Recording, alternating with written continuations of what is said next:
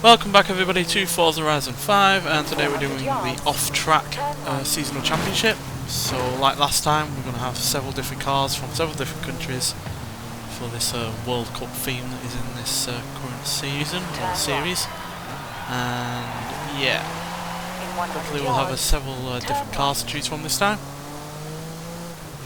Because I did like the variety in the last one, so hopefully that is kept up with this one.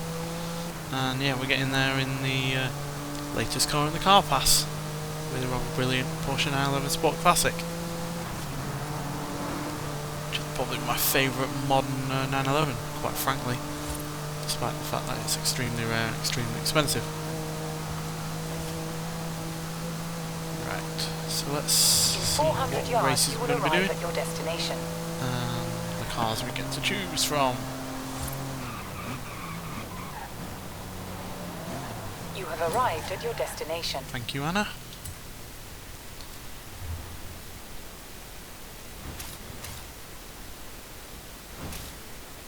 Right, so it's cross-country racing, and we've got the Alpine A110 1600S representing France. Then we've got the Ford Escort RS Cosworth representing the US. Then the Lamborghini LM002, once again representing Italy. I had this in the previous seasonal championship. Then the Mini John Cooper Works, even though it's a BMW built car and BMW owned company, it's representing the UK. And the Nissan Pulsar GTI-R representing Japan, and the Volkswagen GTI VR6 representing Germany. So yeah, since we're going to be doing some cross-country racing, I think we're going to prioritise the more rally car kind of stuff. Maybe we'll get in the Lamborghini. Actually, we'll get in that first. Because, yeah, this is the most powerful car here, but it is also by far the heaviest at 5,952 pounds. And, yeah, not got the best stats, but the off-road is pretty good and the speed is decent. But, yeah, as you can see by every other car, all below 3,000 pounds. So this is a proper bruiser, but it's got the engine from the Countach in it, which is why it's got 450 horsepower. And, yeah, it's definitely got the big beefy tyres, high ground clearance, so it's definitely going to be capable of dealing with any off-road stuff, but anything on-road is going to probably be a bit of an issue. Yeah, it doesn't have the best launch because it's got a rubbish gearbox.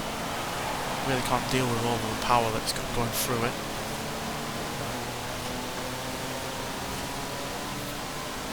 So it's me and the LM002, or the other LM002 at the back.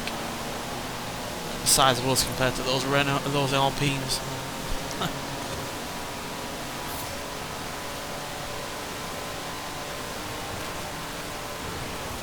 Here comes a corner, which we are not good at. Oh dear, all over the place, oversteer and everything else.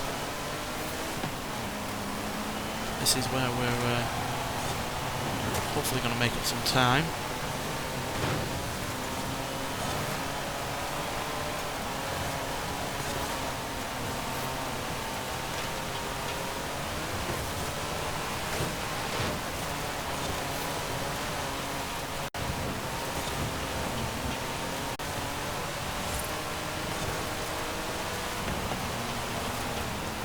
Definitely seems to be more of a rally theme to this seasonal championship than the previous one. It might well be down purely to the fact it's a cross-country kind of thing.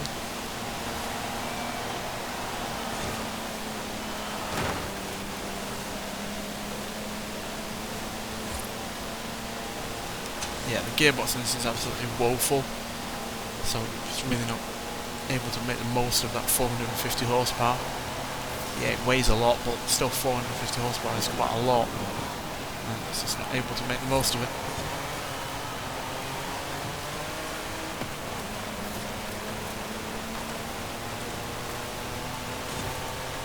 It's just so sluggish to accelerate.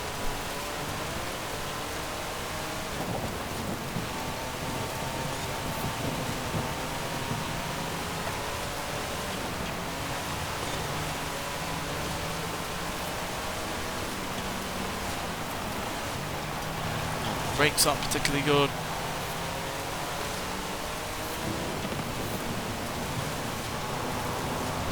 this car didn't catch on even in the 80s, where excess was the name of the game.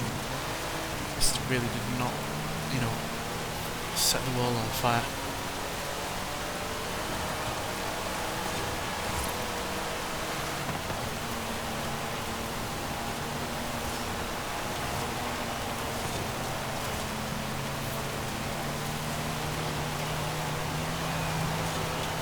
Past the Mini in this final bit.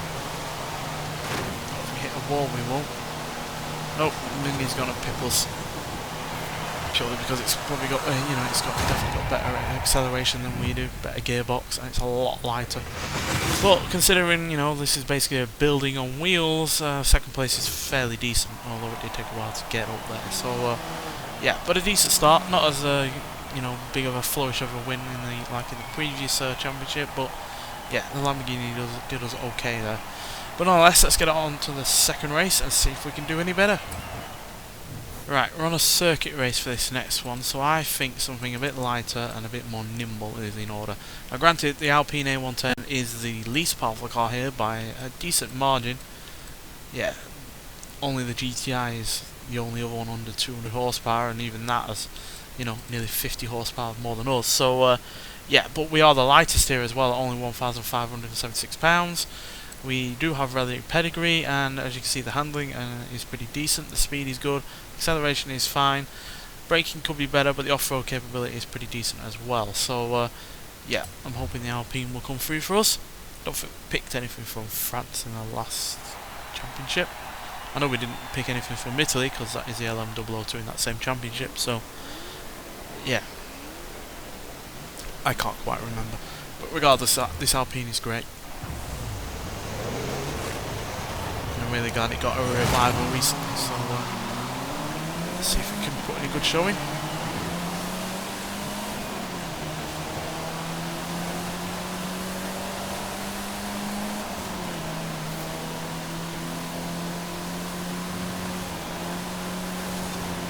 Yeah, this feels 100 times better than the LM002.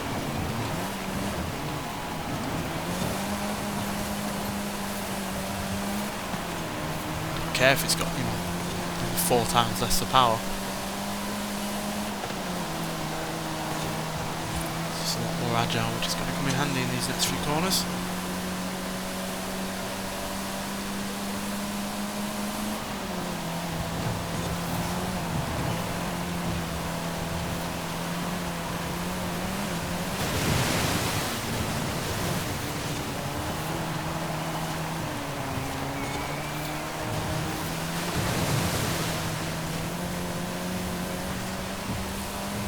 Lamborghini's definitely going to have the advantage through the water. It's not going to be able to keep up through these kind of corners.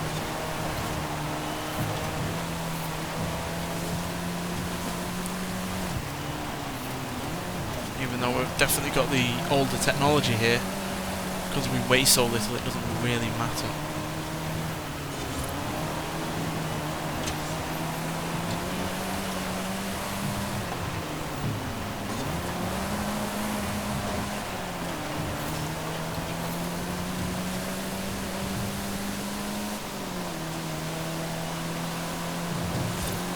This, along with the Lancia Stratos, is one of the few sports cars that you could have fun on road, but also deal with the off-road stuff just as easily.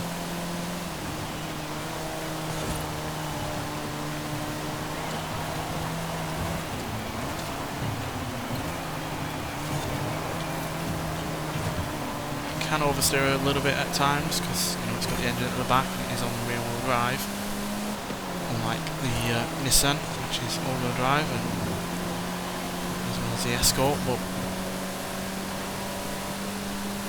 it's manageable once you get used to it.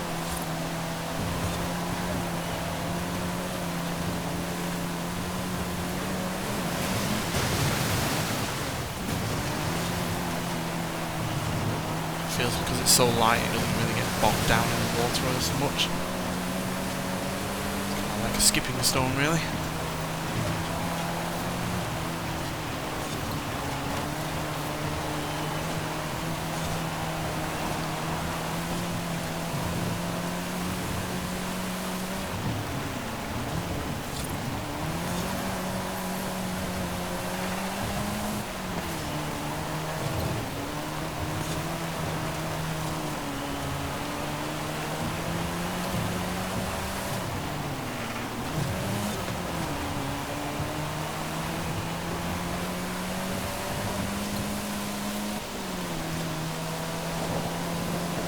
Nissan is definitely going to pull away on the straights. It's got a huge amount of power compared to us. It's more than 100 horsepower extra.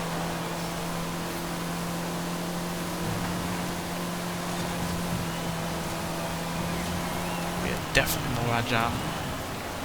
Don't have any of that all-wheel drive understeer plaguing us.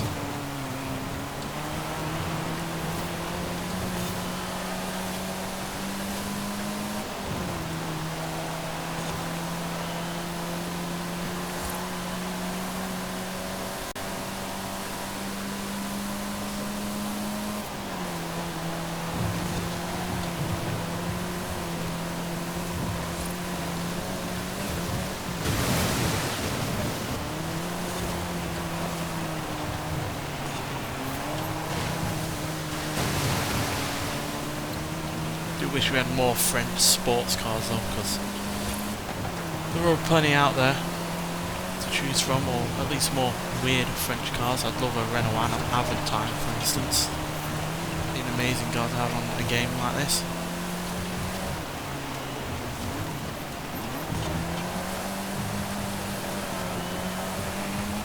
But I also like, you know, Venturi. They'd be a cool car manufacturer to have on these games.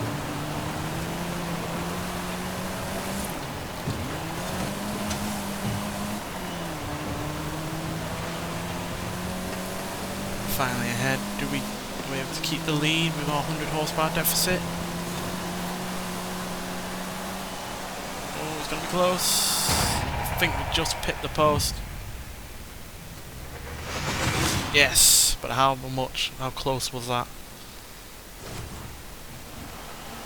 That Nissan was accelerating right to the end. Oh, extremely close. Less than 0.1 of a second behind us. So yeah, that Pulsar is relentlessly quick. Probably my favourite more modern car out of the choices that we've got. But yeah, still, that gives us 20 points. Means we're now 6 points ahead of the Pulsar, as well as the Golf, and 10 points ahead of the Escort, and 14 points ahead of another Golf. So yeah, all to play for in the final race. So let's get out there and see what happens. Right, so since the Nissan Pulsar nearly gave us a thrashing, and we've already had 2 cars from the European continent, I'd figured we'd give the Pulsar a chance. So yeah, love this car. As you can see by the stats, it's pretty damn good in most regards. Off-road capability is decent. The acceleration, handling and speed are all good. The launch is a little bit on the downside, but then again it is an older all-wheel drive car, so that's no surprise. The braking could be better, but again, it is an older car. But yeah, the stats in terms of the numbers are even better. 227 horsepower, 209 pounds-feet of torque, only weighing 2,734 pounds. Yeah, that's incredible to be honest, and gives the Volkswagen GTI with the bigger engine an absolute drumming, as you can see. Less weight on our side, and more power, more torque, and yeah, and an all-wheel drive system on top. So the fact that it weighs less, as well as having an all-wheel drive system, is pretty good. And yeah, all from an engine that is, you know, 790 cc's less, and yeah, has 2 less cylinders. So yeah, mightily impressive from Nissan that how much power they screwed out of this car in the early 90s, which is one reason why I'm really looking forward to driving in the next car in the car pass, the Mazda 323 GTI-R, which yeah, is basically the same as this, lightweight, all-wheel drive, early 90s, has more than 200 horsepower. So yeah, really looking forward to that, because I absolutely adore this car. It means we've got another car to really compare it against. Yeah, as soon as it gets past its initial launch, this car just absolutely flies. Despite being turbocharged, it's got pretty high revs as well. No, it's not the prettiest looking thing in the world, and I think the Mazda is probably going to be the one I like more in terms of looks. There's no denying the amount of power and really good acceleration that this car has.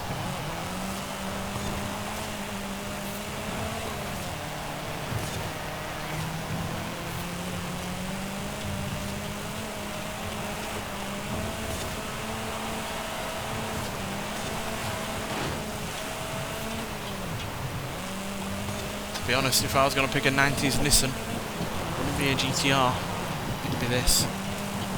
All the GTRs, you know, more popular, more idolised, and definitely the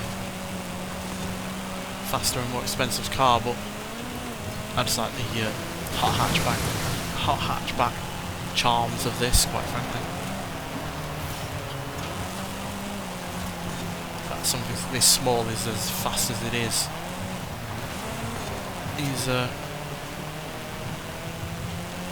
rather good as far as I'm concerned. It's really rather an enticing prospect of having such a small practical car fly around like this. And I know hot hatchbacks now tend to win a dozen, even in the SUV electric or the all-wheel drive kind of world that we're living in at the moment, but cars like this are as popular as ever, and it's cars like this help that become the case. People like to think that the Volkswagen Golf R32 or the Focus RS were the first to have all-wheel drive in a hot hatchback. No, it's cars like this and the Mazda that were Ford Escort that were pioneering it well before those kind of vehicles came along.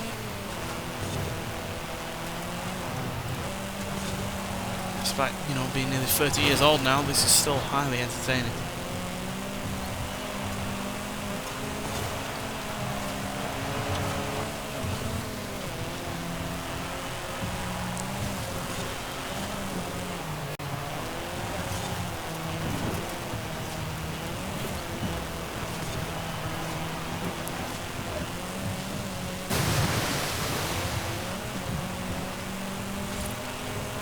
This really was one of my all-time favourite cars on the last Forza Horizon game that got introduced into that game.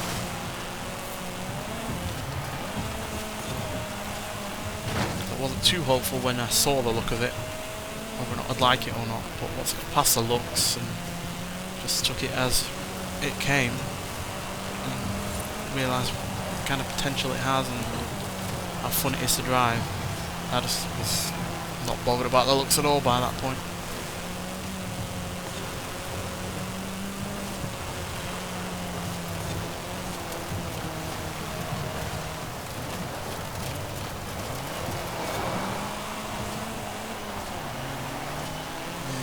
The speed shoves it like a train, and there we go, our second win of the championship, sealing us the win overall. Though you will notice that that Golf behind us was upgraded. I didn't have a big spoiler on the back and no doubt extra horses under the hood, but yeah, really pleased with this championship. I really do like this World Cup format as well, especially if they keep, you know, changing up the cars and all that lot, but that nonetheless gives us 20 points, 56 points overall, 10 ahead of the Golf, 20 ahead of the Alpine, and 24 ahead of the Mini. So yeah, Japan, Germany, France in terms of the top three there. So yeah, really solid championship, and at the end of the day it gives you 5 points towards the current season and the series overall, and yeah, is at the end of the day getting you on the road to getting more rewards in terms of cars. So yeah, thanks for watching anyway, and I'll see you in the next one. Bye.